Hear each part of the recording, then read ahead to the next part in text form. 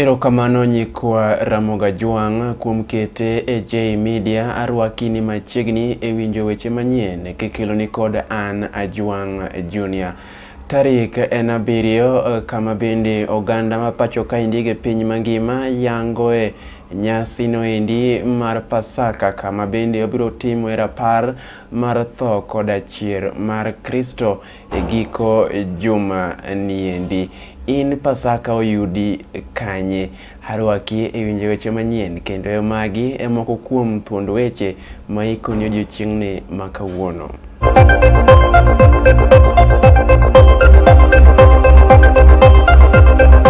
Jodak ma Tongaren e tend piny owacho ma Bungoma kotelnegi koda gavana endi margi Ken Lusaka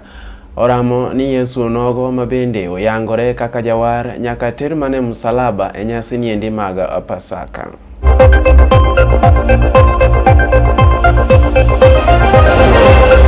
Lwenyo nogo manie kind Azimio kod UDA e wach mar ngima matek tweta pacho kaendi pod dhi nyime kama bende riwruok mar Azimio oramo ni nyaka ngima dogo piny. Kata kamano endi UDA bende oramo ni nyaka gitim mana manifesto maggi ma ok ging'iyo kanyo endi weche go eki mag Azimio la umoja.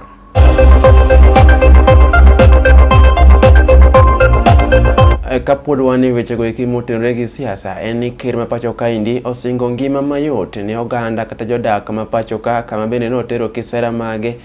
kanyo eki mag uso tend piny owacho mare e tend piny owacho nendi ma Nakuru kosingo ne jopiny ni ngima go eki biro bedo mayot moloyo dhi e ndara gi sufria ka wating'e e wiwa. Migogo moro ma ekeni diere oweche od ang'ech bang' bende chuoyo jaode gi pala kendo weye ka en gi hinyruok malich mokalo e tend piny owacho ma Nakuru. Doho mamalo owito oko kwayo mar Azimio la umoja mane dwaro ni mondo bende ochung' yiero go eki mag apisas mag yiero pacho kaendi kata duol mar yiero IBC ma bende nothich oko e tok chik ka giwacho ni koro to romo kinde ma koro to weche go eki mag yiero mag apisas go eki nyaka ter mane od bura ma ok otim kanyo endi gi sirikal e giwegi.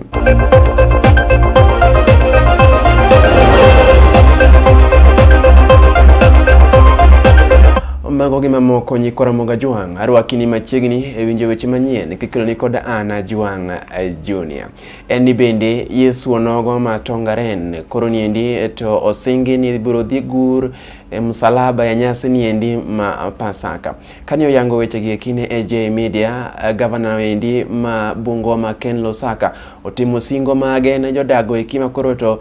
bende richo gi kwar karemo kendo giwacho ni ochopo kinde ma koro to oromo beni Yesu onogo dhi thonegi msalaba mondo wenegi ketho gi go eki ma bende gisebedo ka gitimo kuom kinde malach. Gima mako dho oganda ji nono en ni bende jago moro ma ikeni diere owuok oko mondo thinyore kawacho ni en to koro okwayo mana sirikal mondo miye siling 3,000 kende mondo dhi ondhog godo Yesu onogo ma Tongaren kaka bende Judas notimo e diere chande mar Yesu. Dhao nogo manie kind Azimio kod UDA pod dhi nyime e kind ngima mayot pacho kaendi koda ka mano endi ma idwaro gi Azimio mondo gibedi e piny e bunge kaeto giriw parogo eki mag oganda jotend kanise kind oganda go eki mamoko mabiro kelo kwe koda ka ngima no endi obedie mayot pacho kaendi. Kane giloso kode J Media, jaloso elo Azimio la umoja omedo wacho ni gibiro mana dhi chuoyo kokgi e winjruok onogo gi UDA mana ka bende giyie timo kwayo margi mane gichwalo negi motelo ne bende ng'ado oko weche go eki mag ng'anyo pacho kaendi mane itimo chieng' wuok tich kod tich ang'wen duto mag wika. Kapod wan gi weche go eki motenore gi mag siasa en ni ker pa pacho kaendi Laktar William Ruto osingo kanyo endi ngima mayot ne oganda jopiny kendo medo kwayogi ni githegre gi weche go eki mag rwako sufria e wigi to giket maino mag weche go eki mag pur mondo gine ni ngima odok mayot pacho kaendi moloyo to e kinde niendi ma koro to bende oganda kalo e ngima no endi matek tweta. Nyikwa Ramogi piny korutoru gi mage Oringo odhi nyaka tend piny owacho ma Nakuru kama oyudo ni dhako moro omaki bang' bende chuoyo ja ode gi pala kendo weye gi hinyruok malich matamre gi nono. Dhako niendi pod itimo kendo idayo dhoge e stesen obila moro e tend piny owacho ma Nakuru, kendo jagono ma bende noweyo ka ochuoyo gi pala yudo thieth mondo bende ores ngimane makoro nie kind Nakuru Gasumbi. Bende kane oyango weche gi eki, ogai mar obila tend piny owacho noendi ma Nakuru omedo kwayo wakeini mondo ng'iye yore moko mabeyo minyalo los godo weche mag udi ma ok kawo chik e lwetgi. Kawatieko Nyikora Mboga Jwang' en ni doho mamalo kaendi owito oko kwayono endi mar Azimio la Umoja mane gitero e nyim doho margi mayango kata mondo othich oko wechego eki mag yiero apisas go eki manyien mar duol matayo weche mag yiero pacho kaendi IEBC. Bende kane goyango weche gi eki, jatend piny owacho no endi jatend Azimio la Umoja Muluoro Odinga omedo wacho ni koro to bende en chikno endi makoro to doho timo oko mar dwaro mar katiba, kendo bende gikwayo gi muolo mondo doho chako dogo rang wachno endi e burano endi mibiro winji e dwe manyien, ma bende biro dhi chwalo kanyo endi commissioners 4 mane othich oko e tok chik mondo duoki tich kaka bende dwaro mar Azimio dwaro kanyo endi.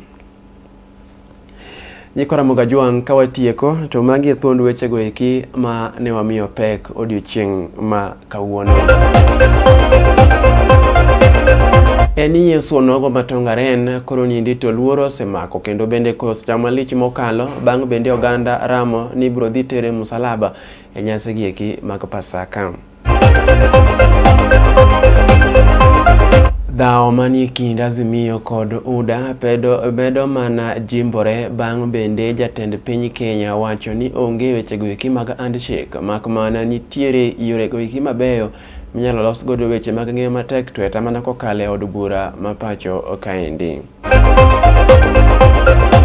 Nyikora Mboga Jwang' tudri koda kanyo endi kawang'o molo saa 1 mamidhiambo kama biro kelo ni weche manyien Adimba. Kama ne kelo ni weche gi eki en an Ajwang' Junior.